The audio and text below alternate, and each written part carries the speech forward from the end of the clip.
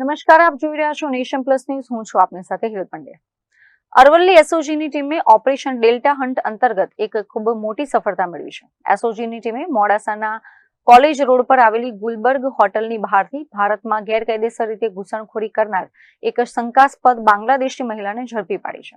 દેશની આંતરિક સુરક્ષાને ધ્યાનમાં રાખીને ગુજરાત પોલીસ દ્વારા શંકાસ્પદ વિદેશી નાગરિકોની તપાસ માટે વિશેષ ડ્રાઈવ ચલાવવામાં આવી રહી છે. આ કવાયતના ભાગરૂપે અરવલ્લી એસઓજીની ટીમને ચોક્કસ અને ખાનગી રાહે બાતમી મળી હતી કે મોડાસાના કોલેજ રોડ પર આવેલી ગુલબર્ગ હોટલ પાસે એક શંકાસ્પદ વિદેશી મહિલા ઉભી છે. બાતમીના આધારે એસઓજીની ટીમે તાત્કાલિક સ્થળ પર દરોડો પાડીને આ મહિલાને કસ્ટડીમાં લીધી હતી. પોલીસની પ્રાથમિક પૂછપરછ અને દસ્તાવેજોની ચકાસણી દરમિયાન સામે આવ્યું છે કે આ મહિલા મૂળ બાંગ્લાદેશની નાગરિક છે અને કોઈ પણ માન્ય વિઝા કે પાસપોર્ટ વગર સરહદ પાર કરીને ગેરકાયદેસર રીતે ભારતમાં ઘૂસી આવી હતી. તપાસમાં એવો પણ ચોંકાવનારો ખુલાસો થયો છે કે આ બાંગ્લાદેશી મહિલા હાલમાં અમદાવાદના અલગ અલગ વિસ્તારોમાં રહી રહી હતી અને ત્યાં ચાલતા સ્પા તેમજ મસાજ સેન્ટરોમાં કામ કરતી હતી. તે અવારનવાર કોઈને કોઈ કારણોસર મોડાસા ખાતે પણ આવતી જતી હતી.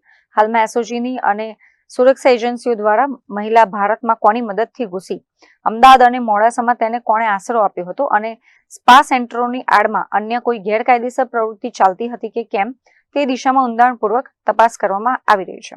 अरवली डिस्ट्रिक्ट में बांग्लादेशी के खिलाफ जो ड्राइव चल रही है, इस ड्राइव में अभी तक हमने 13 लोगों को अलग अलग जिले के अलग अलग क्षेत्र से आइडेंटिफाई करके उनका इंट्रोगेशन किया हुआ है.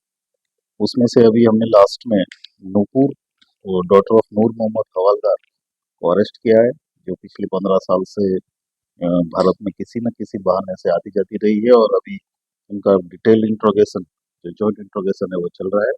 और अभी हमको प्रूफ मिल चुके हैं कि she is basically from Bangladesh, Bagerhat district of Bangladesh, और उनका आगे की कार्यवाही चल रही है. મહેન્દ્ર પ્રસાદ, નેશન પ્લસ ન્યૂઝ, અરવલ્લી.